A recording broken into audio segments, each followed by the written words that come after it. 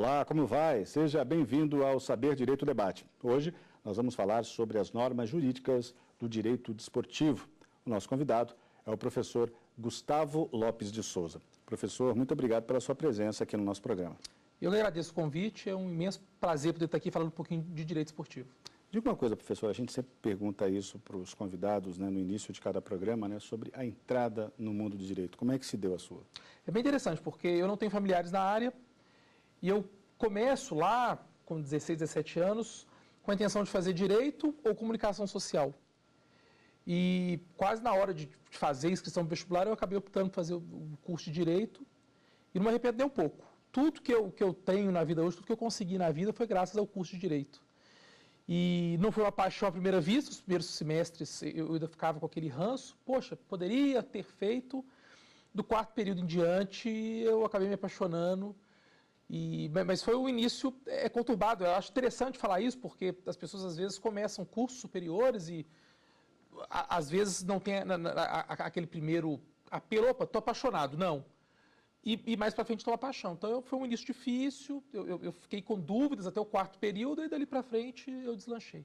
Os professores ajudaram nesse sentido, de fazer com que o senhor percebesse que era a melhor opção mesmo? Muito. Uma coisa que eu costumo dizer, inclusive já falei isso publicamente, redes sociais e tal, a melhor professora que eu tive em toda a minha trajetória foi a ministra Carmen Lúcia.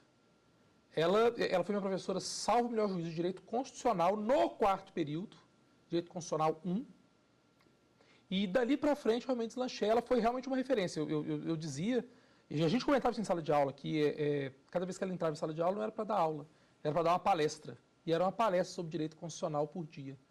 E dali eu peguei paixão pelo direito e não me arrependo nem um segundo de ter me formado em direito. Repito, tudo que eu tenho e consegui na vida foi graças ao direito.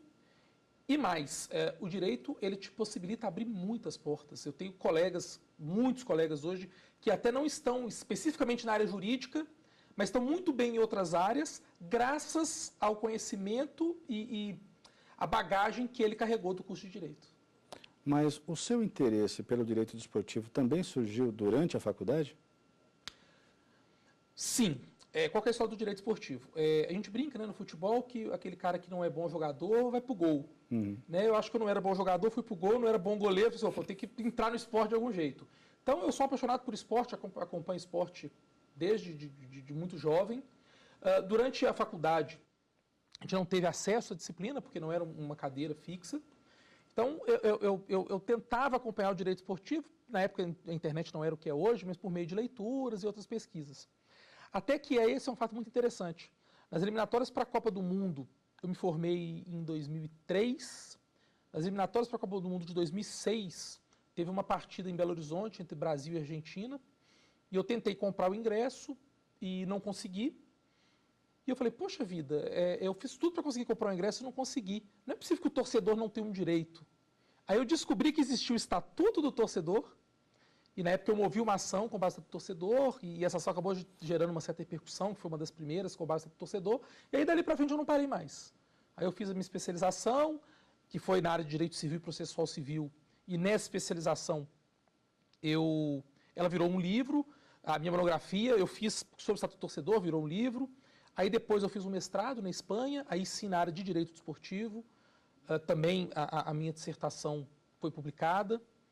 E hoje eu já estou com os créditos do doutorado em Direito Desportivo, também na Espanha, cumpridos. Falta, vou falar só para não perder o hábito, falta só escrever, que eu acho que é o mais difícil.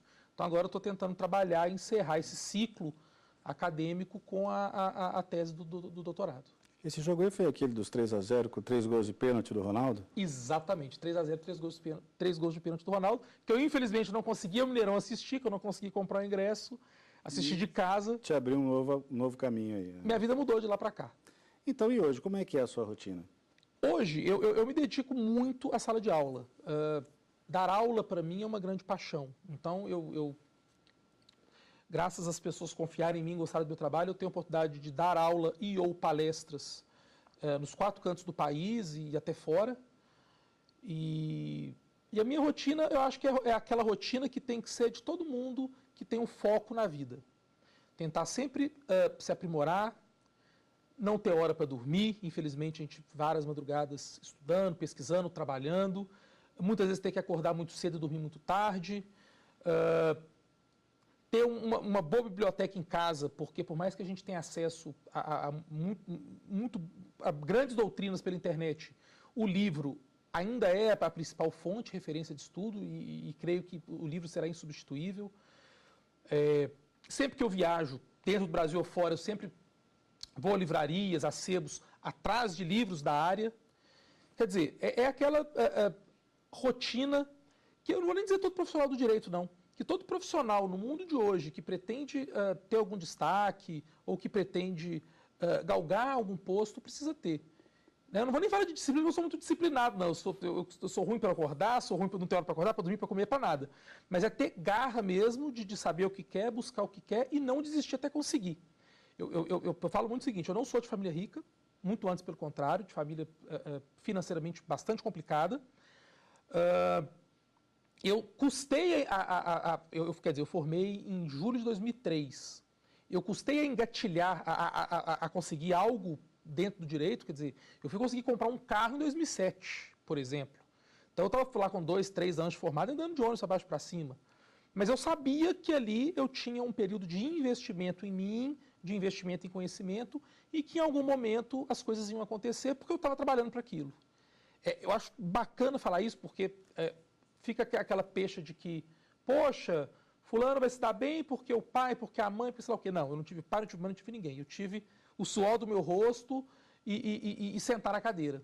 E sempre tinha em mente que eu queria um dia chegar em algum lugar. E eu entendo que dentro daquilo que eu gosto de fazer, dentro daquilo que eu me propus a fazer, eu me sinto muito bem, muito feliz e me sinto até bem sucedido dentro daquilo que eu gosto e me propus a fazer. Que é uma paixão mesmo. Além da sua determinação, o senhor acredita que também pode fazer a diferença no exercício, especialmente dessa atividade com o direito desportivo, manter as paixões clubísticas de lado, assim, não misturar essas coisas? É possível trabalhar direitinho sem deixar que o amor por um clube específico também interfira? Essa pergunta é muito boa e muitas vezes muita gente faz essa pergunta. Eu tenho dificuldade em separar minha paixão clubística. Não vou dizer do meu trabalho, não, que eu tenho uma coluna numa emissora de rádio em Belo Horizonte e eu já elogiei o rival mais de uma vez na minha coluna pela postura. Então, eu até na hora de trabalhar, na hora de exercer as funções, ou como auditor de tribunais, eu sou auditor de alguns tribunais, ou com essa veiazinha jornalística que eu não tive oportunidade de ter na faculdade, mas enfim, eu atuo. Na parte profissional eu consigo separar. Agora, fora dali eu não consigo, não. Quem me conhece sabe exatamente o clube que eu estou, sabe a paixão que eu tenho, e eu vou ao estádio sim, e eu boto a camisa sim, e eu não consigo separar. Muito embora, para a parte profissional, seja importante. Certo. Professor, vamos ao nosso primeiro intervalo, então? Vamos lá. Tá certo. É a primeira parada aqui do Saber Direito Debate. Já voltamos com o professor Gustavo Lopes de Souza. Até já.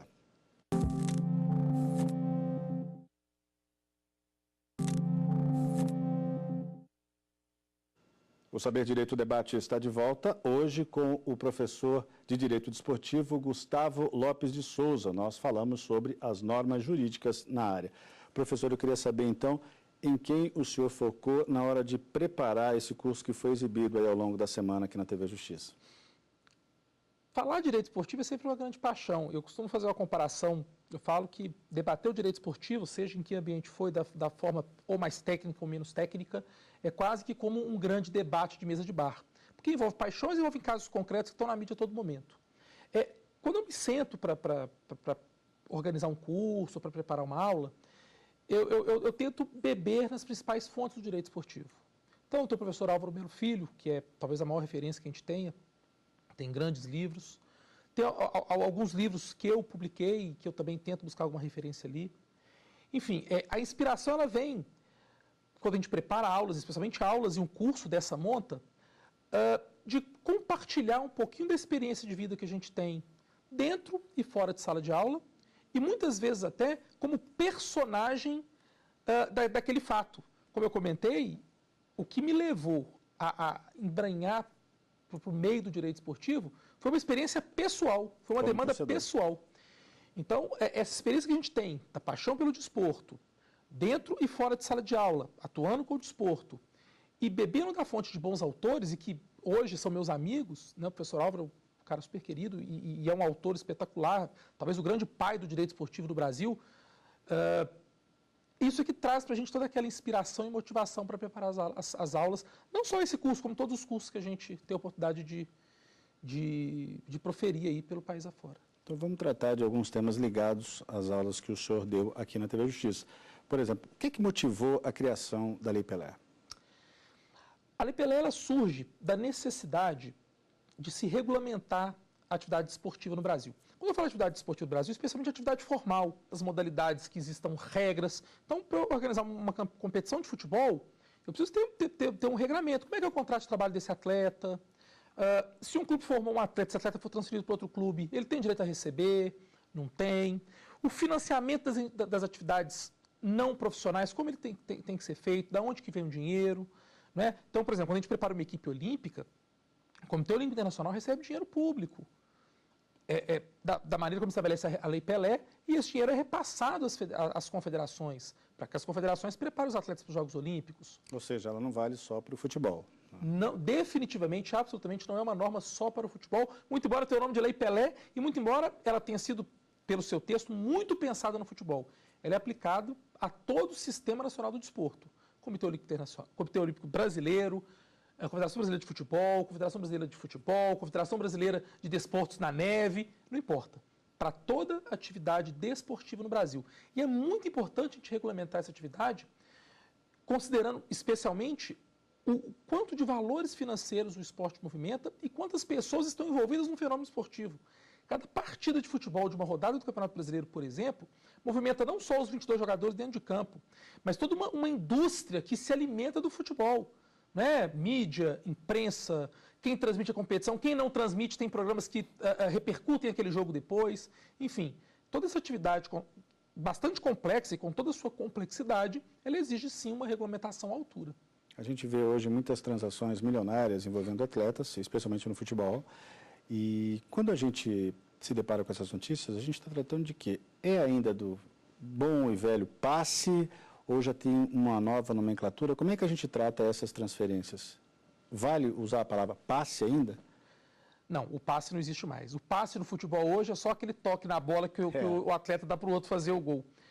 O passe, muita gente chamava de escravidão, mas era aquele vínculo que o atleta tinha com o clube, ainda que ele não tivesse contrato em vigor.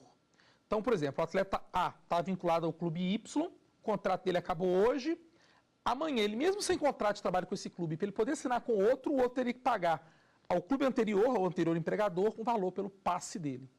Hoje não existe mais. Hoje a lei mudou isso? A lei mudou. Hoje os atletas, eles fazem um contrato de trabalho com prazo determinado, esse contrato pode ter no mínimo 3 meses, no máximo 5 anos.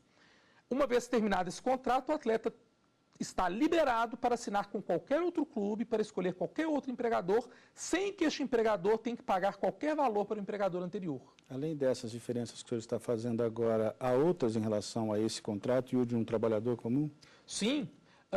No contrato do trabalhador comum, por exemplo, como ele é por prazo indeterminado, quer dizer, ele tende a perpetuar no tempo, existe uma multa rescisória por parte do empregador caso ele demita, que é lá o 40% da FGTS.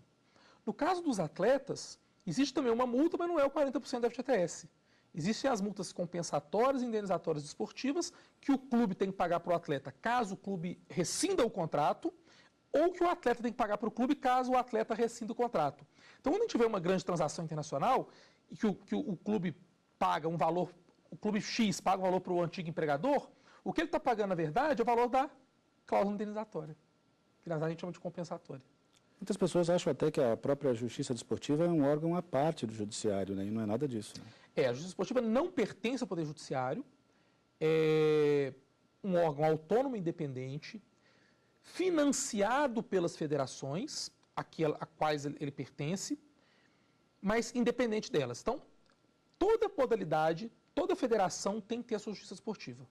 Então, o futebol, CBF, tem que ter a sua justiça desportiva. O futebol, a Federação Gaúcha de Futebol, tem que ter a sua justiça desportiva. A de vôlei é dela, e assim sucessivamente. Essas federações custeiam os tribunais, mas não têm qualquer ingerência sobre suas decisões. Tanto não tem, que podem, inclusive, ser jurisdicionados dessa justiça esportiva, inclusive ser punidos. Então, a própria federação que mantém financeiramente a justiça esportiva pode ser punida por ela. E como é que são escolhidos os integrantes da justiça desportiva? A justiça esportiva tem duas instâncias. A segunda instância, que a gente chama de pleno, é composta por 9 auditores. Desses 9 auditores, eles são indicados pelas classes. O OAB indica 2, os clubes indicam mais 2, os atletas mais 2, a própria federação ou confederação mais 2 e um indicado pelos árbitros. São 9.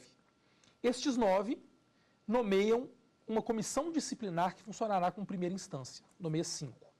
Algumas modalidades, como o futebol, que a demanda em primeira instância é muito elevada, este pleno, que é um único com 9, nomeia outras comissões disciplinares. Então, às vezes tem 15, 20 comissões disciplinares, com 5 membros cada uma, para que elas atuem como primeira instância e a justiça esportiva pleno, segunda instância. Vamos a mais um intervalo, professor? É isso, então. Daqui a pouquinho nós voltamos nesta conversa com o professor de Direito Desportivo, Gustavo Lopes de Souza. Até já.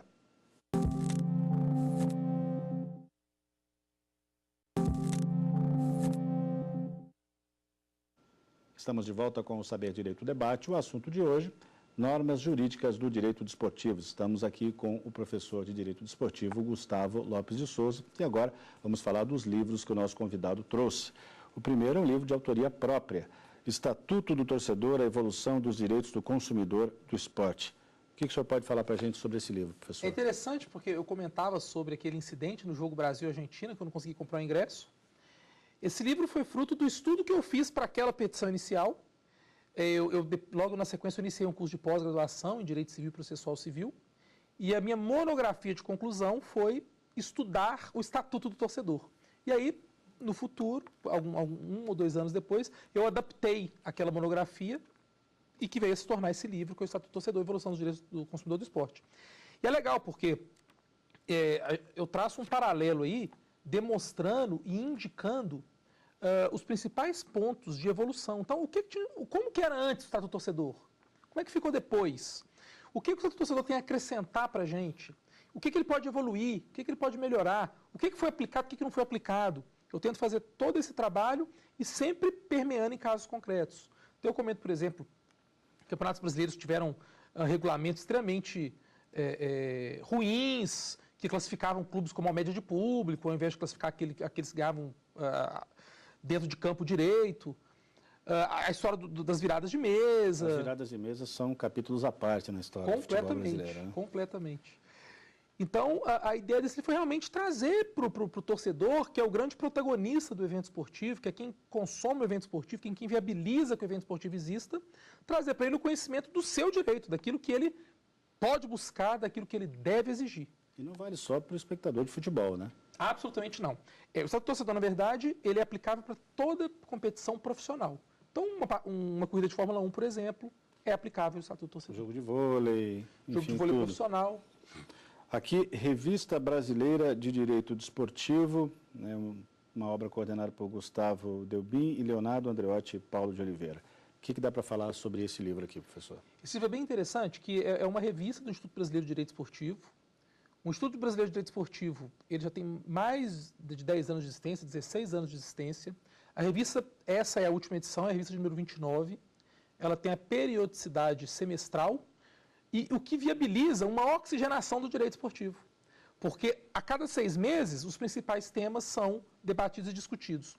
O professor Álvaro Melo Filho tem um artigo em todas as 29 revistas. É bem legal essa revista. Tá, e é uma obra destinada a quem especificamente, professor? É para um aluno, é para um profissional já da área, para um professor? Até para a gente fazer uma diferença entre os livros que vão ser exibidos aqui. O Estatuto do Torcedor, o primeiro livro, o meu livro, ele tem uma linguagem bem tranquila, o leigo que quer se inteirar dos direitos do torcedor pode ler, que dá para entender perfeitamente. A Revista Brasileira de Direito Esportivo, que é possivelmente a revista mais conceituada do direito esportivo, ela mescla textos bastante técnicos e temas bastante profundos com temas mais tranquilos. Eu acredito que a Revista Brasileira de Direito Esportivo ela seja mais direcionada para quem já está um pouquinho mais avançado no estudo de direito esportivo, ou fazendo uma pós, ou que já atua na área. Tá, porque os assuntos falam até de doutrina, né? Tem me parece uma bem interessante aqui, Democracia em Campo, a importância de Bangu Atlético Clube e Clube de Regatas Vasco da Gama no processo de inclusão social no futebol. Salvo engano, foram os primeiros clubes que utilizaram, né, trabalhadores, né, negros, né, em suas formações, né? Interessante isso. O senhor também trouxe aqui Direito Desportivo, que é outra obra que essa obra que o senhor coordenou junto com outros aqui, né, Caio Medawar, é assim que se fala? Sim.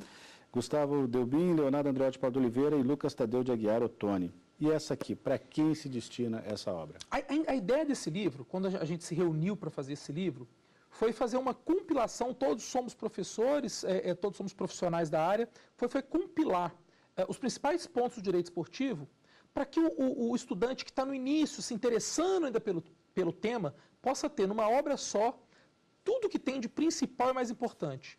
Aí é quase que um manual mesmo de direito esportivo, no qual o leitor, o estudante, até o leigo também, que a linguagem é bem tranquila, consegue ter uma boa noção de tudo um pouco sobre o direito esportivo. Então, se procurar justiça esportiva, tem aí. Se procurar Lei Pelé, tem aí. Contrato de trabalho, sistema federativo, Tribunal de Solução de Conflitos da FIFA, da Conmebol, tudo um pouquinho a gente tem nesse livro.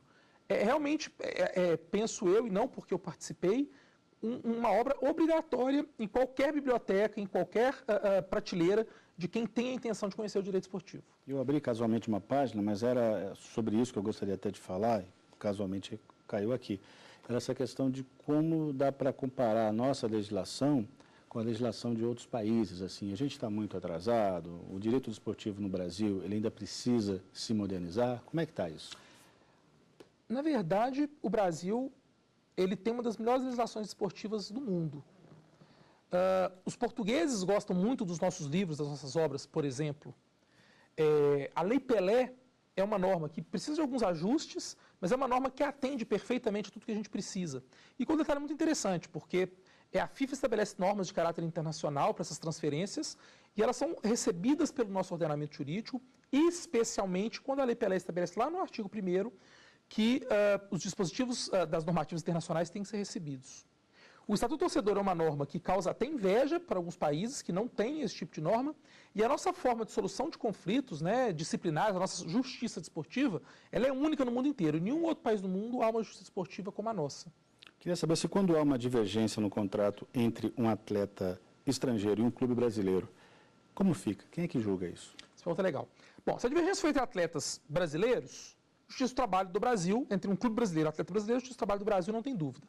Agora, se é um clube brasileiro e um atleta suíço, por exemplo, vai para a Câmara de Resolução de Disputas da FIFA. Agora, mais recentemente, a CBF criou a CNRD, que é a Câmara Nacional de Resolução de Disputas. A criação das CNRDs pelas confederações nacionais está prevista no Estatuto da FIFA, que é uma forma também de não ficar levando todas as demandas entre clubes e atletas de países diferentes para a FIFA. Caso no contrato estabeleça a competência da CNRD, ou caso o clube e atleta concordem em demandar na CNRD, pode se demandar na CNRD também. Então, sempre que houver uma divergência entre um clube e um atleta de países diferentes, pode-se usar a Câmara de Resolução de Conflitos da confederação local ou, o que é mais comum, a Câmara de Resolução de Disputas da FIFA, que vai debater todas essas demandas. E aí é legal, já que a gente está falando de dicas também para estudantes, que pretende atuar na área, é imprescindível que fale pelo menos mais um idioma além do português. A FIFA tem 4 idiomas oficiais, então os documentos têm que ser redigidos nesses idiomas, que são francês, inglês, alemão e espanhol. Então, pelo menos o espanhol, que é mais parecido com o nosso idioma, é muito importante que quem está nos assistindo, que esteja interessado, o estudante, a atuar na área, que se matricule no curso de idiomas, porque é extremamente relevante, sim. Rapidamente, professor, quando há doping, como é que são julgados os casos?